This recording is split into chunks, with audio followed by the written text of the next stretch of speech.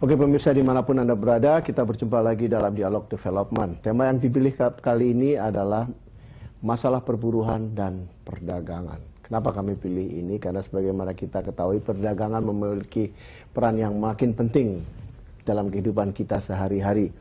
Sementara pada saat yang sama kita juga mengetahui jumlah buruh terus-menerus meningkat dan seringkali ada komplain mengenai hubungan yang tidak serasi di antara kedua sektor ini, perburuhan dan perdagangan. Untuk itu di studio kami undang seorang peneliti, orang yang sangat penting dari International Labour Organizations, yaitu Pak Ralf yang sekarang ini sedang memimpin sebuah kajian atau penelitian mengenai hubungan antara masalah perburuan dan perdagangan di 4 negara, yaitu Indonesia, Benin, Bangladesh, dan Guatemala. Untuk itu saya akan langsung aja ke Pak Peter. Mr. Peters, you know that there are about 3 million new job seekers every day. And well, it's no secret too that the economic growth is only 5.6% per year.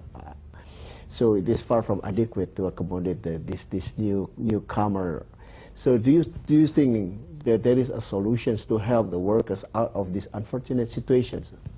Yeah, I think it is very important that the growth rate in a country with such a high growth of population is very high, because we see that not for every increase in GDP, in the gross domestic product, there is also an increase in employment. So countries like Indonesia with such a development in the population need high growth rates.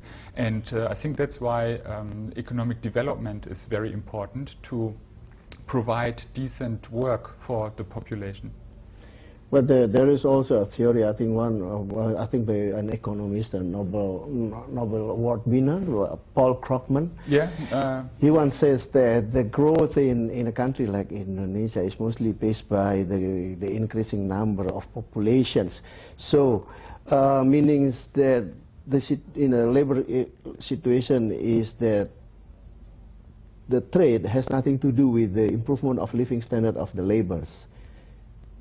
So, do you agree with Paul Krugman? Because the increasing trades only increase the number of the labor, while the living standard of the labor itself never improve.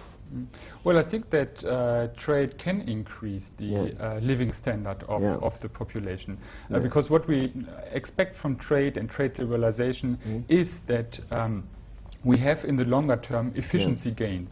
So countries can use the opportunity to export more, and this has been used, the strategy, especially very successfully in many Asian countries. If we look at China, if we look at Malaysia, they all are very export oriented, and they have managed to have very high growth rates per capita, so per population, so that really the living conditions have been improved by the workers.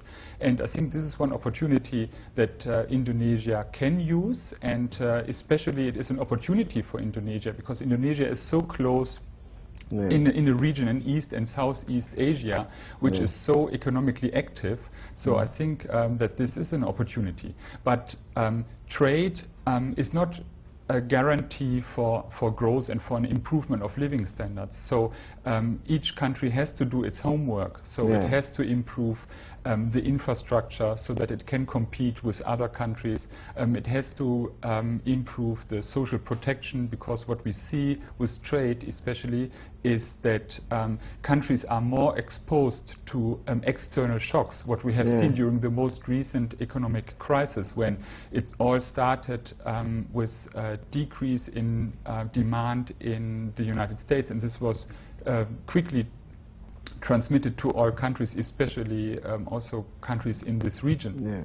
But don't you know that it's hard to compare Indonesia with Malaysia or China, because these two countries are export-oriented economies, while at the same time Indonesian economic growth is mostly boosted by domestic demand or internal trade. So do you think that the government should improve the Indonesian capability, the Indonesian capability to export more to just join the global markets. Yes. So I agree with you. You cannot compare Indonesia, for example, with Malaysia and China. So each country is quite different. But I think growth, which comes from an increasing domestic demand, is something very positive. And we see this now. China and some other countries, they face some problems if they are only export-oriented. And then there are problems in the export markets, then they face problems immediately. So I think domestic growth is something very positive. But in addition to this, so I think it's not one or the other, but in addition to this, I think it would be a good strategy if Indonesia remains to be export-oriented. I mean, they have been very successful in increasing exports. Exports have increased by 600% over the last 2 or 3 decades. And so I think they have a very good export performance, and I think it is very important, and it gives opportunities to the population in Indonesia. But these days the competition is in export market is very tough, since most of the former communist countries, they join the global market, especially the former Soviet Union states. So well, at the same time, Indonesia is still strongly still under strong pressure from heavily dependence on oil and gas export. And at the same time, the capital flight is there too, especially because, you know, the countries like China and India is worked so hard to attract all the to bring in international investment into these 2 countries, including from Indonesia. So meaning that the pressure on the labor is getting, I mean, the labor situation is getting worse and worse because of the situations. Well, I agree that, and I understand fully the concerns, and competition is so high, and having low transportation costs and countries being so open, they are so much exposed to competition from other countries.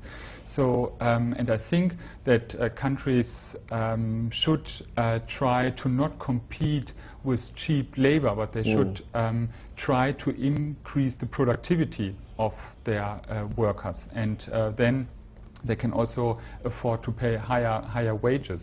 So I think it is an opportunity also, this openness also of other countries and also of Indonesia to create more jobs. But I fully agree that there is very high competition, and that workers are concerned about that. I fully share this concern. Have you found a specific discovery on this matter from the your comparative studies in Indonesia, Guatemala, Benin, and Bangladesh? What we see is that we only started in these 4 countries now with the project. So the project has one global part where we started in 2009, and we have these 4 pilot countries that you mentioned, and we are only starting this year with the analysis in these countries. What we know already from the international literature in the area of trade and employment is that in the longer term it is likely that there are efficiency gains, so countries do benefit from trade and trade liberalization, but each country is different, and it's not a guarantee that each country benefits from international trade. So, and we have to say that different groups in a country are differently affected. So there are some groups which may really benefit from international trade and international competition, while other groups may not benefit from this, but in fact they may be negatively affected. And here I think it's very important that governments have a strategy and an appropriate policy to also redistribute benefits to those that might be negatively affected. Yeah, there was a belief, I think, belief quote unquote, that the brightest futures belong to BRIC. BRIC meaning BRIC countries, so Brazil, Russia, India, and China. While now people also think that there will be another I, Indonesia, so BRIIC. What do you think about this? Well, I hope that it comes true. I think Indonesia has a great potential. It has natural resources.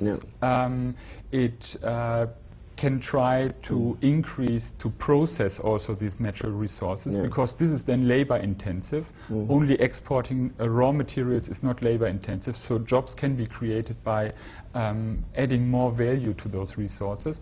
Also, Indonesia is very close to China, which helps, so they can trade a lot with China and provide intermediate goods, as well as they can import cheap intermediate goods, which then can be further processed in Indonesia. So I think I'm quite optimistic for Indonesia that it will develop. Oke. Pemirsa dimanapun Anda berada, Anda jangan kemana-mana, karena setelah pesan-pesan berikut kami akan segera kembali.